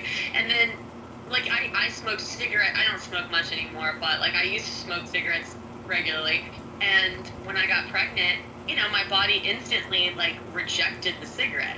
Before I knew I was pregnant, I was like, ew. Like, it started, like, it started to taste weird. And I was like, what's wrong with this pack of cigarettes? Like, this is wrong, And you get real sick, and I couldn't even stand the smell of the cigarettes. And so it's like, it's cool. Like, your body's, like, telling you something to protect the baby. Which is probably why pregnant women cannot, or generally don't have 2 large meals a day, like breakfast and dinner. They have 5 very small meals during the day. Their body is telling them, don't do that.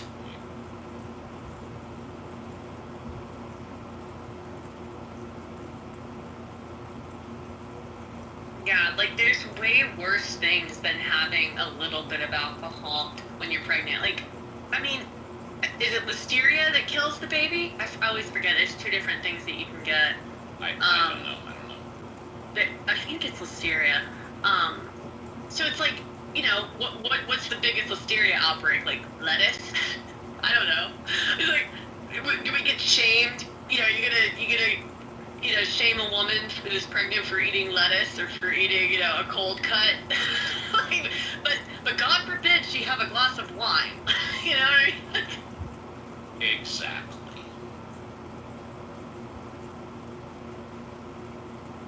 So, welcome to Healthy Debates. JB opened up this room about an hour and a half ago, or JB and I did.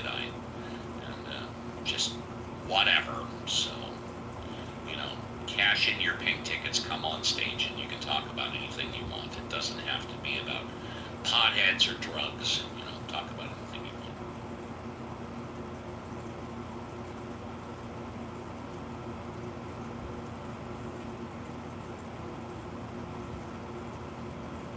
want. Tomorrow morning on Ask the Atheist, I will be talking about the Scopes trial, which is 100 years old. For those of you who are not familiar with it, that's a Supreme Court case in 1925, where John T. Scopes was teaching evolution, and it was against the law to teach evolution 100 years ago. Imagine that.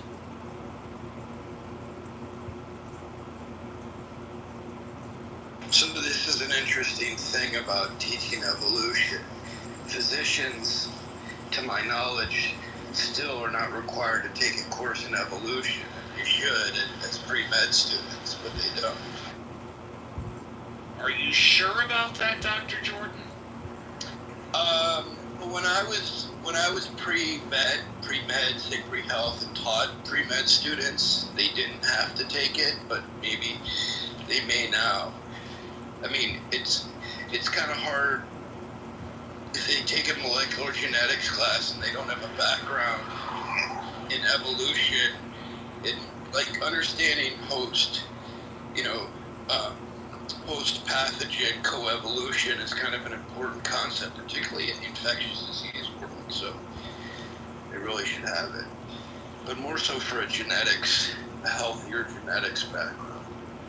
If anybody within the sound of my voice does not believe in evolution, the best evidence I could give you in evolution is your own body, because all of our bodies contain the coccyx bone, which are 3 vertebrae right below the lumbar spine. And this, according to medical professionals, is what's left over of a couple of million years ago, or maybe even 10 million years ago, when us humans actually had tails. Or how about the vestigial nipple of the nail? Yeah, but that one's a little more, what's the word I want? Unclear. Exactly. Because us men didn't have breast milk millions of years ago, did we? We didn't have actually Correct. I was just jumping. Yeah. I mean, you were talking Yeah, about yeah. evolution. I was just really thinking of any vestigial. Yeah.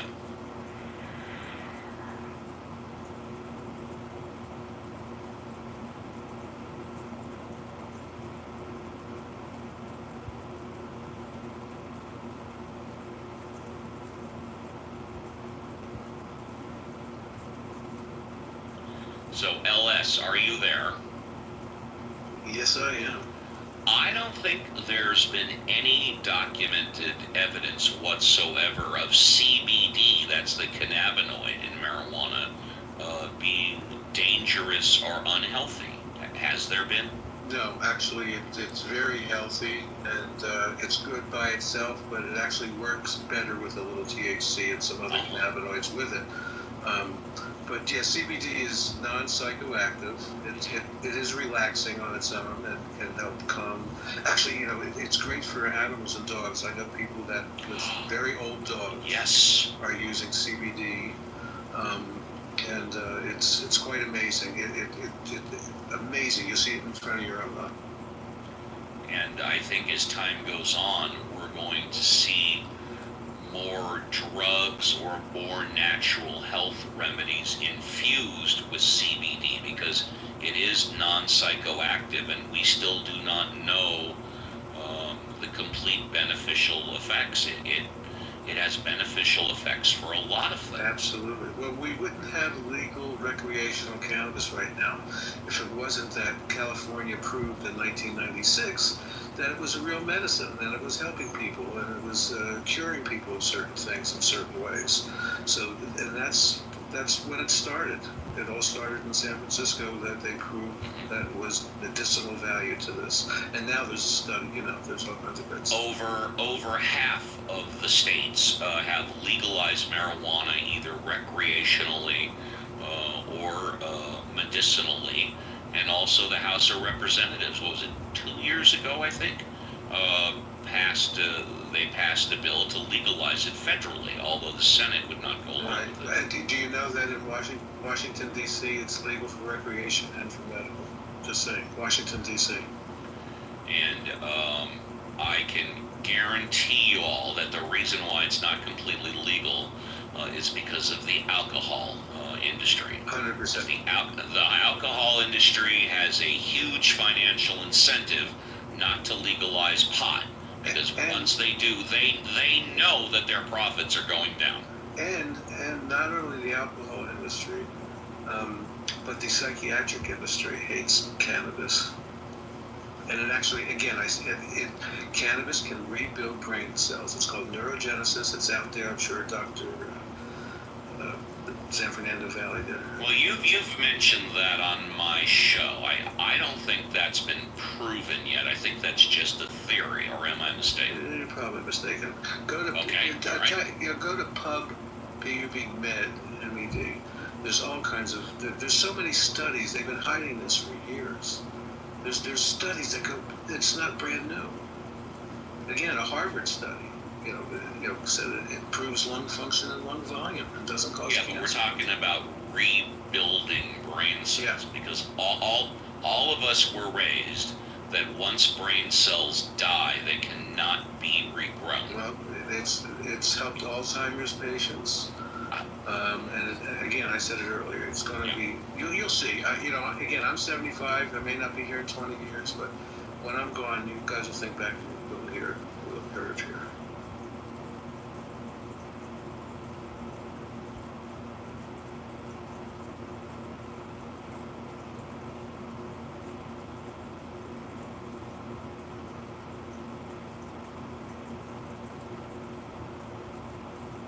So, Steve, did I tell you I'm a Santa Monica College alumni?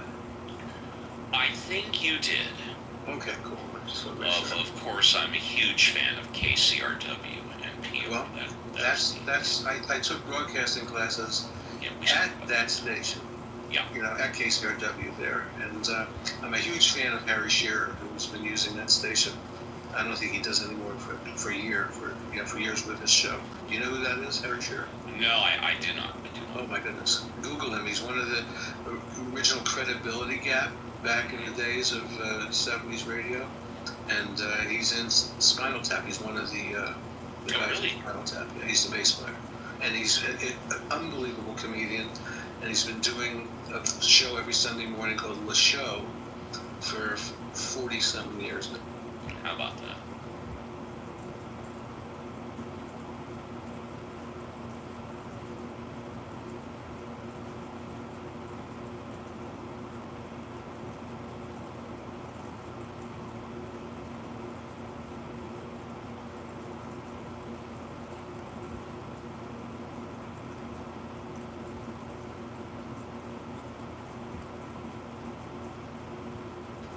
Hey, Butter Baby.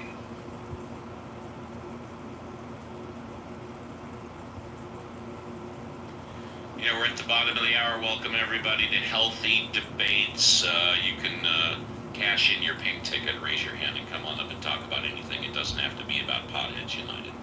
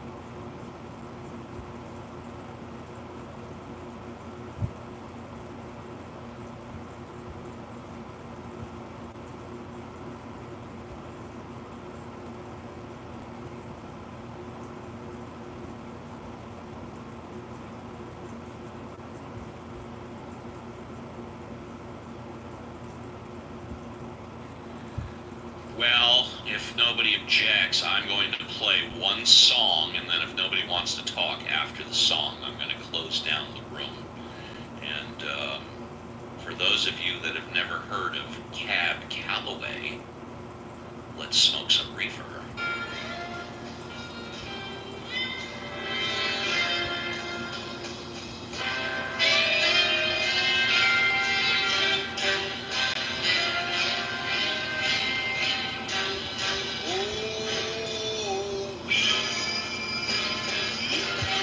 Cigarette we must all depend on. Marijuana. Oh, once beginning and you're sure to end on. Marijuana. It's the kind of stuff all the dreams are made of. It's the thing that white folks are afraid of.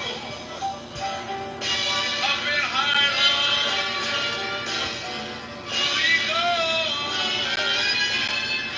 A marijuana jam. Smoking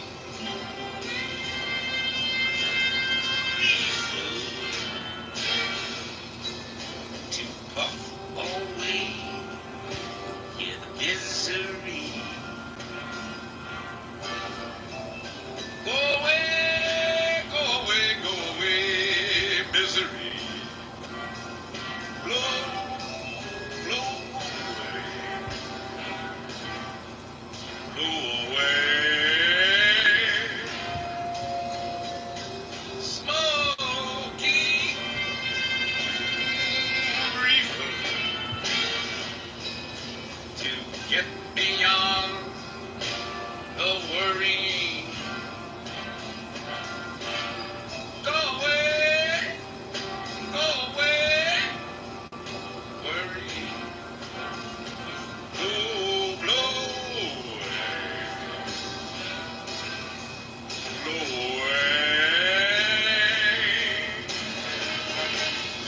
must wake up and work in the morning, must get by the brooding at night.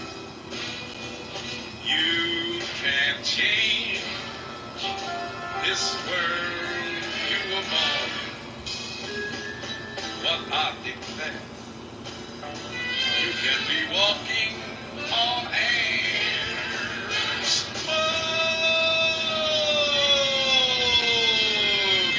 reason. You hear the angels sing away, helping you to fling away your worry and your troubles and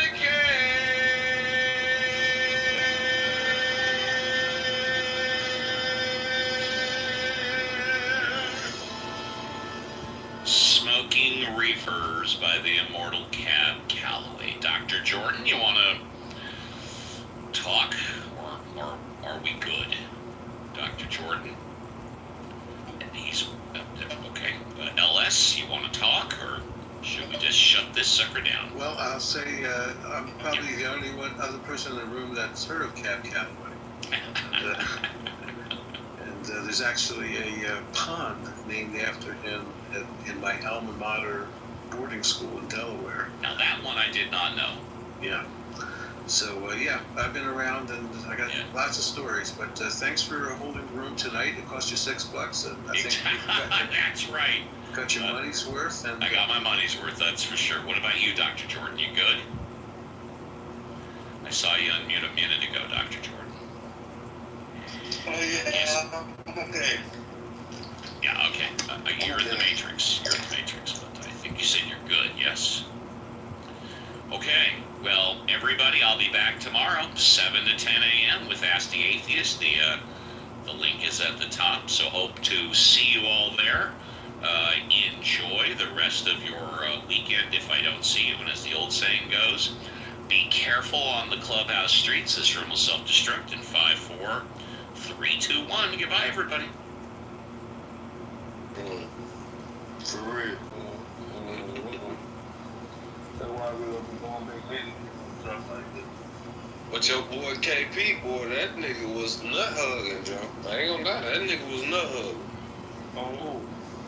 On you was defending the shit out of you, cussing these females out.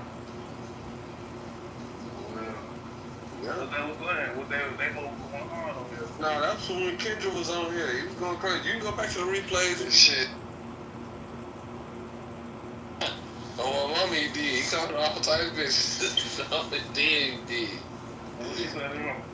Yeah, she did what she supposed to do. What a Memphis bitch do. I ain't gonna even stunt. I ain't gonna have to do it. Yeah. If you ain't used to them motherfuckers, you ain't gonna talk too much. But it's crazy how it happened every time. But I ain't going to the deal no more. Man, what you be telling these bitches though? Cause this shit be crazy. I just, bro, they be coming around and feel their energy, bro, and they don't know what to leave. They just be on That bitch Kendra was trying to fuck with you for real though. I think that nigga gay Pete was on that though. He wasn't trying to let that go. Shorty was fucking with you though. They still will. She just called. I know she did.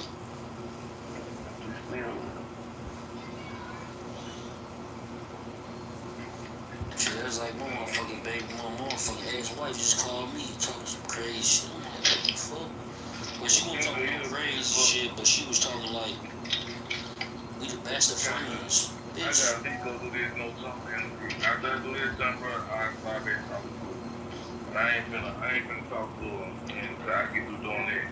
Nah, nigga, you need to go get your kids, mom, and sit the fuck up, nigga. Tell her break that motherfucking shit she got going on, cause that's the only one that's gonna ride for you. The rest of them hoes ain't shit. At least she gon' tell the truth, nigga. The other hoes just gonna say what they did, what they been through. That's the only one I ain't picked up on because I've been out. But I just been hustle Wonderland with the she should be good. Man, fuck that money, man. Go get that woman, man.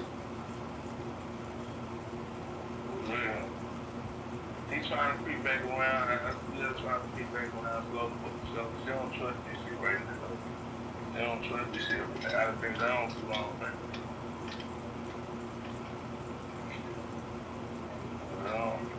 Going back to George, she got really so meat from. She got so meat from now. Alright, take the room at the top, y'all. Take the room at the top, y'all. Take the room at the top, y'all. Stan G, get up there. Hey, I'll go over to the other room. Somebody go. Yeah, you gonna be Imam, don't tell me what to do, Imam. Sorry. Think you smarter than me, nigga? Relax. Nigga, funny as hell.